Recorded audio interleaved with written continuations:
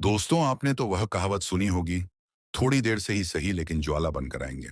शायद इससे भी भयानक परिचय इजरायल ने ईरान को दिया। दरअसल आज से लगभग 25 से 26 दिन पहले 2 अक्टूबर को ईरान ने इसराइल पर हमला किया था, जिसमें ईरान इजरायल पर लगभग 200 से अधिक बैलिस्टिक मिसाइल दागी, जिस वजह से इजरायल तहस-नहस हो गया और उसे काफी नुकसान हुआ। कई बिल्डिंग ध्वस्त हो गई तो कई घरों में आग लग गई। और इस हमले के बाद इजरायल ने भी कहा था कि मैं इसका जवाब दूंगा, ईरान तुम तैयार रहना। लेकिन ईरान इस नजरअंदाज कर बहुत बड़ी गलती से कर बैठा। और इधर पूरी दुनिया की नजर इस बात पर टिका रहा कि कब इजरायल अपना बदला लेगा और कब इजरायल ईरान पर अटैक करेगा। और इजरायल ने थोड़ा देर से अपना जलवा दिखाते हुए 26 अक्टूबर की रात ईरान पर अटैक किया। यह हमला रात के 2:15 पर स्टार्ट हुआ और तकरीबन 5 बजे तक चला। इस 3 घंटे के वार में इजरायल ने लगभग 30 ईरानी ठिकानों पर वार किया, जिसमें ईरानी मिलिट्री सिस्टम और एनर्जी सोर्स को भी टारगेट किया गया।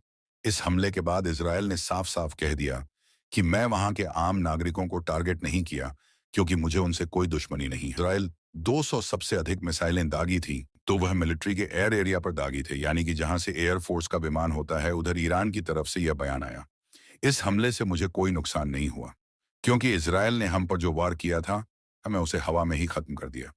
दरअसल ईरान के पास रूस का S-300 एयर डिफेंस सिस्टम है, जो 95 किलोमीटर दूर से है हवाई जहाज को टारगेट कर उड़ा सकता है।